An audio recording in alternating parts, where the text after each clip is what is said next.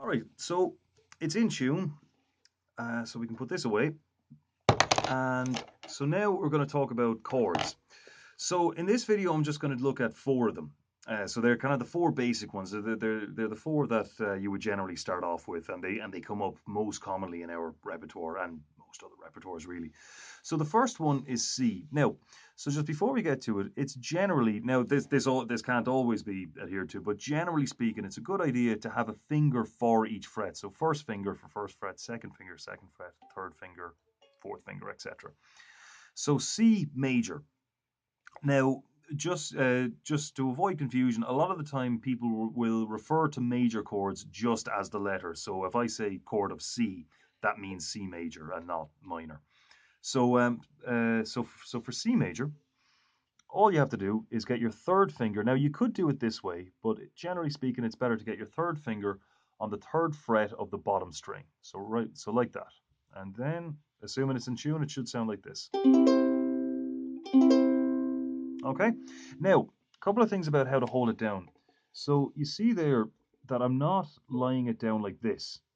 It's on the very tip of my finger, and the last part of my finger, that little part, I suppose, after the last joint there, that should be almost, roughly speaking, perpendicular to the fretboard.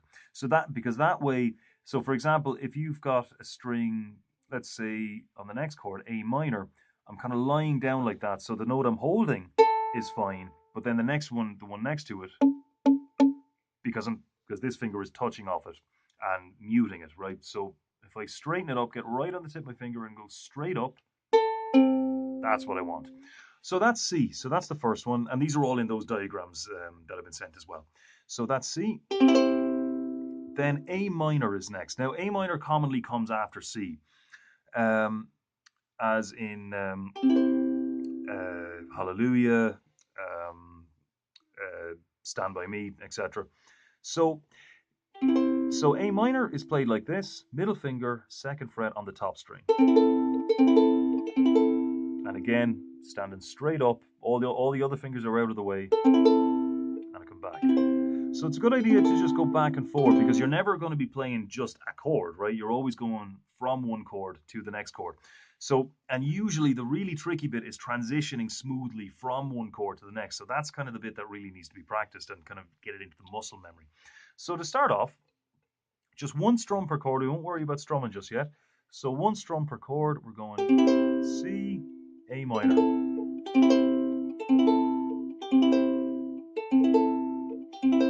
And as well as that, when your fingers are not being used, you'll have a tendency to kind of retract them and bring them back like this.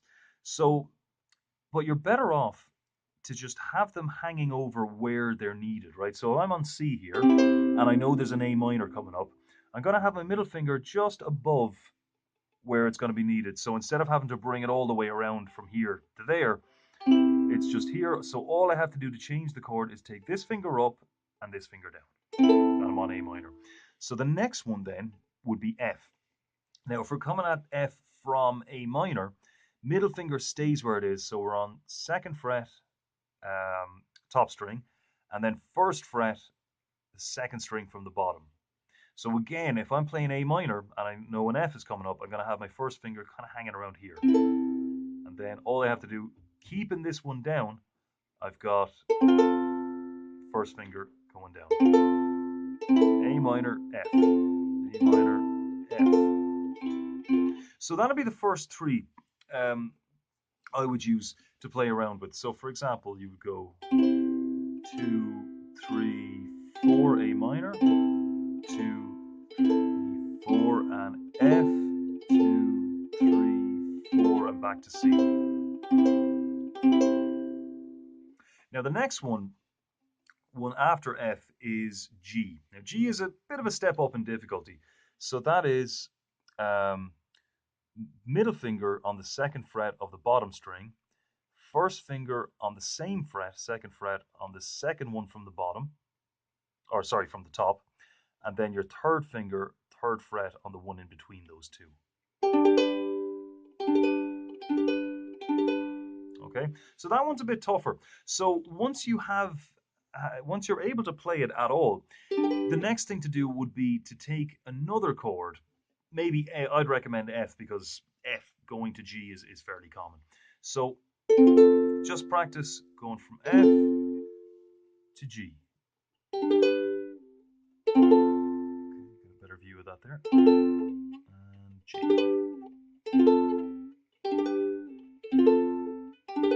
Okay. And again, my third finger is not being used for the F, but it will be for the G. So I'm going to have it right over here. So all I have to do is put it down. And then middle finger goes all the way from here to here. Okay. And then first finger goes from here to here.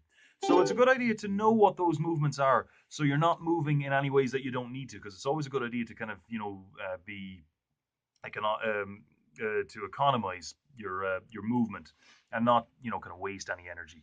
So just go around in a circle on it then. So you're going C, 2, 3, 4 A minor, 3, 4 F, and G.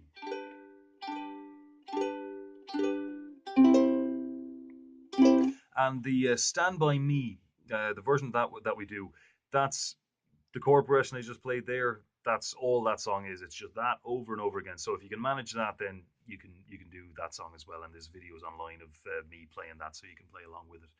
So that's chords. So as I said, always very tip of your finger, standing right up. A couple of exceptions to that later on now, where you're not standing, you're actually laying your whole finger across it, but we won't worry about that just yet. And just one after the next, after the next. Just keep changing from one to the next. And don't worry. And when you're trying to get your chords cleaned up, don't worry too much about strumming, because you want to focus entirely on what you're doing there. So it should be just maybe four downward strums per chord if you want to make a bit of a rhythm of it, or if you just want to practice the chords, just one strum each. So